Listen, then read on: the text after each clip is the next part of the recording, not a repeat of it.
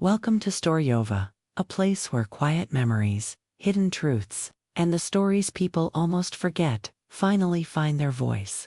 On this channel, every story carries a piece of life, a moment of loss, hope, love, or courage that reminds us how powerful ordinary people can be. If you believe that the smallest moments can hold the biggest meaning, then you are in the right place. Today's story is about a grandmother who refused to sell the house everyone else had already given up on, and how that single decision revealed something her family never expected. When the letter arrived, it looked ordinary. Just a plain white envelope with the name of the street typed neatly across the front. The kind of envelope most people would open without thinking. The kind that never seems important until it changes everything. It was addressed to Margaret Collins. But in the family, no one called her that anymore. To them, she was simply Grandma. Grandma lived alone in the old house at the end of Willow Street. The house had been there longer than most of the people in the neighborhood. Its paint had faded from bright blue to a pale dusty gray. The wooden porch leaned slightly to the left, and the fence had been repaired so many times that each plank looked like it came from a different decade. Most people thought the house was falling apart. Grandma never agreed.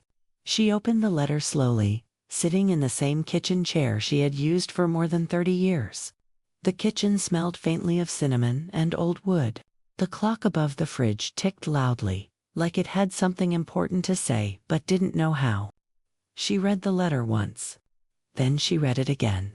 By the time she finished the second time, the clock had ticked through nearly 5 minutes of silence. The letter was from a property developer.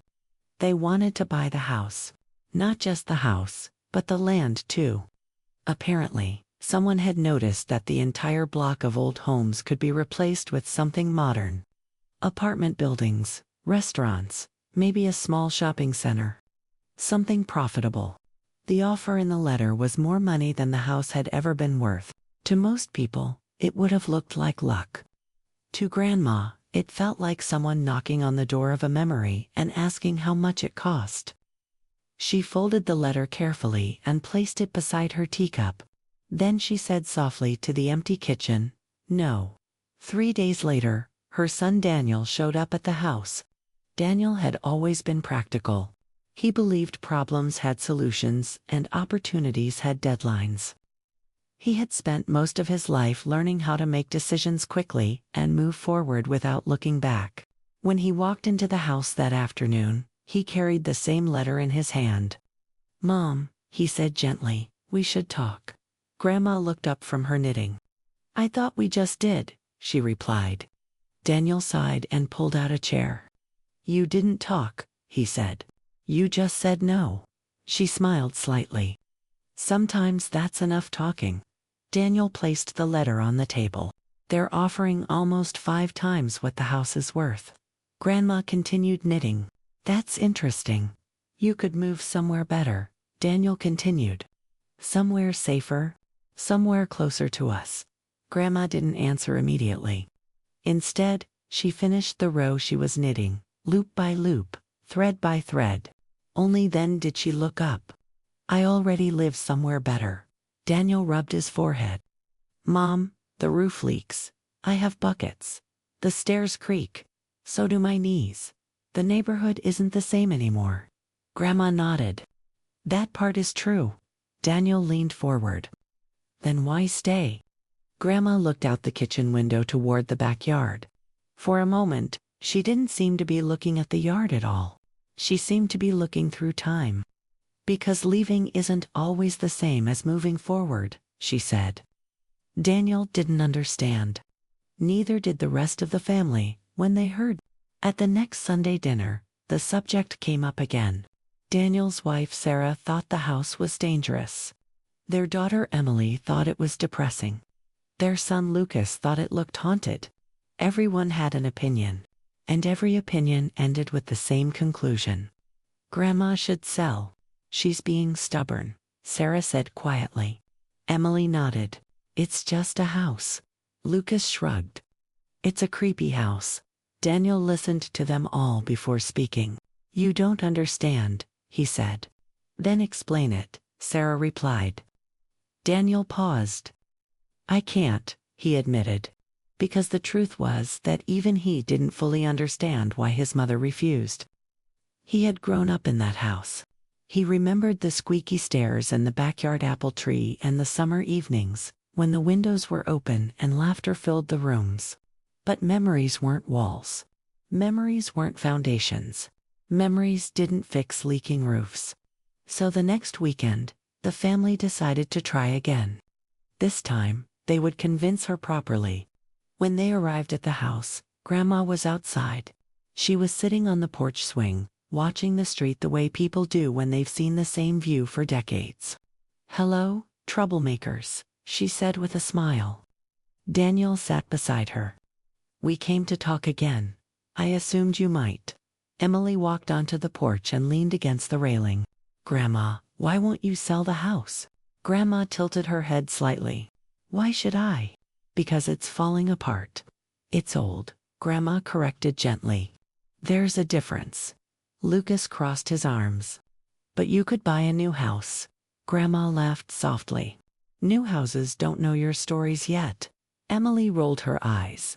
Grandma, houses don't know anything. Grandma didn't argue. Instead, she stood slowly and motioned toward the front door. Come inside, she said. They followed her. The house looked the same as it always had. The same wooden floors. The same old furniture. The same photographs lining the hallway walls. Grandma stopped in front of the first photo. It showed a young couple standing in front of the house. The man was tall and smiling. The woman was young, with dark hair and bright eyes. That was the day we bought the house, Grandma said quietly. Daniel recognized the photo instantly. His father stood beside his mother, both looking like they believed the future would last forever. We didn't have much money, Grandma continued. Your grandfather spent 6 months fixing the roof himself. She pointed down the hallway. That scratch on the wall. Daniel made that when he tried to ride a bicycle indoors. Daniel laughed despite himself. I was 7. Grandma nodded.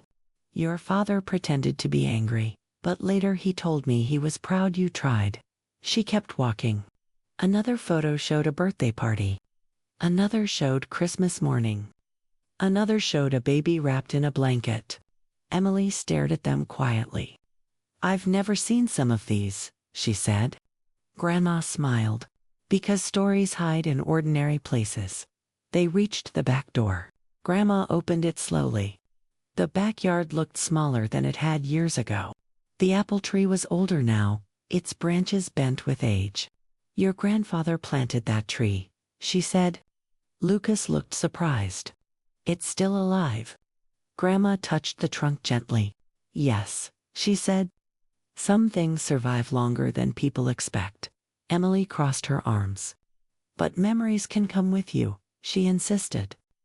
Grandma turned and looked at her granddaughter. Yes, she said softly. But some memories live in places. The conversation didn't end that day. In fact, it continued for weeks. The developers called again. The offer increased. Daniel visited more often. Each time, the same discussion returned.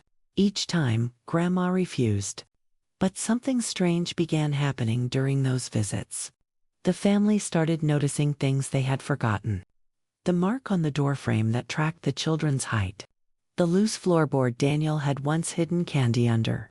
The small carved heart near the porch railing. Lucas found it one afternoon. Grandma, what's this? Grandma leaned closer. Oh, she said quietly. That? What is it? Lucas asked. Grandma smiled faintly. Your grandfather carved that the night he proposed. Emily blinked. On the porch. Grandma nodded. He was nervous. Lucas traced the carving with his finger. That's kind of cool. Slowly, the house stopped feeling like a problem. It started feeling like a story. But the developers didn't stop. One afternoon, a man in a suit arrived at the door. He introduced himself politely. We'd like to make one final offer. Grandma listened patiently. The amount he mentioned made Daniel's eyes widen. Mrs. Collins, the man said kindly, You could live comfortably anywhere you want. Grandma looked at him calmly. Comfort isn't the same as home. The man hesitated. May I ask why you're so determined to stay? Grandma paused. For a moment, it seemed like she might finally explain everything. Instead, she simply said, because someone needs to remember. The man left, confused. The family remained curious. And Grandma continued living in the house exactly as she always had. Until the night of the storm. The wind was strong that evening. Rain hammered the windows. Daniel drove over after receiving a call from a neighbor. A tree branch had fallen in the yard. When he arrived, Grandma was sitting calmly in the kitchen with a flashlight and a candle. The power's out, she said cheerfully. Daniel looked around. Are you okay? Of course. He walked through the house checking for damage. When he reached the hallway closet, he noticed something unusual. A loose panel in the wall. He pulled it open. Inside was a small wooden box. Curious, he carried it to the kitchen. Mom, what's this? Grandma's knitting paused. For the first time in weeks, she looked uncertain. That, she said slowly, is why I never sold the house. Daniel opened the box. Inside were dozens of letters. Old ones, yellowed with age. Each envelope had a name written across the front. Some names Daniel recognized. Others he didn't. What are these? He asked. Grandma took a deep breath. They're promises. Daniel looked confused. Your grandfather wrote them, she continued. One for every year we lived here. Daniel stared at the stack. Why hide them? Grandma smiled softly. Because he told me they should only be opened if the house was ever going to disappear. Daniel picked up the first envelope. It was dated 42 years ago. His hands trembled slightly as he opened it. Inside was a letter written in his father's familiar handwriting. The words were simple, but they carried something powerful. A memory, a promise, a piece of a life lived inside those walls. Daniel read it silently. Then he looked at his mother, and for the first time, he understood. The house wasn't just wood and paint. It was a living record of a family. A place where time had been carefully stored in quiet corners. A place where love had been written into the walls. Grandma folded her hands and looked around the kitchen. Your grandfather believed houses hold stories, she said. Daniel nodded slowly. And if this one disappears, she continued, those stories disappear too. Daniel placed the letter back in the box. Outside, the storm began to quiet. Inside, the old house stood exactly as it always had. And suddenly, for the first time in years, Daniel realized something surprising. The house wasn't falling apart. It was holding everything together. And Grandma wasn't refusing to sell the house because she was stubborn. She was protecting something no one else had noticed. A lifetime of promises waiting to be remembered. Daniel sat at the kitchen table, long after the storm had faded into the distance. The candle between him and his mother burned quietly, its flame flickering against the old wooden cabinets that had been there since before he was born. The box of letters rested between them. For years, Daniel had believed the house was just an aging building his mother refused to let go of. Something sentimental, something impractical. Now it felt different. Now it felt important. He picked up another envelope carefully, as if it might break. Did you read all of them? He asked. Grandma shook her head slowly. No, you never opened them. Your grandfather said they were meant for a day when the house might disappear. A day when someone needed to remember why it mattered. Daniel turned the envelope over in his hands. And you never got curious. Grandma smiled. Oh, I got curious plenty of times. So why didn't you open them? She looked toward the hallway where the family photographs hung. Because curiosity is smaller than trust. Daniel didn't respond immediately. He slid the letter back into the box and closed the lid gently. For a long time, neither of them spoke. Finally, Daniel said something he hadn't expected to say. Maybe you were right not to sell. Grandma raised an eyebrow. That might be the first sensible thing you've said all month. Daniel laughed. The tension that had been sitting between them for weeks slowly faded. The next morning, the power returned, the storm clouds disappeared, and sunlight spread across Willow Street like nothing unusual had happened. But something had changed. Daniel called Sarah that afternoon. "You need to come over," he said. "Why, you just do." By evening, the whole family was back at the house. Emily walked into the kitchen and noticed the wooden box immediately. "What's that?" Daniel sat down and placed the box in the center of the table. "Grandpa left us something." Grandma poured tea as if this was just another ordinary moment. Lucas leaned closer. "Is it money?" Grandma chuckled. "No." Emily picked up one of the envelopes. "It's letters." Daniel nodded. "One for every year Grandma and Grandpa lived here." Emily looked surprised. "That's a lot." Lucas grabbed one. "Can we open them?" Daniel looked at his mother. Grandma shrugged gently. "I suppose this might be the day." Emily carefully opened the first letter. Her eyes moved slowly across the page. Within seconds, the room became very quiet. "What does it say?" Lucas asked. Emily swallowed. "It's from the year Dad was born." Daniel leaned forward. Emily read aloud. "Your grandmother cried the moment she saw you. Not because she was scared, but because she realized something important.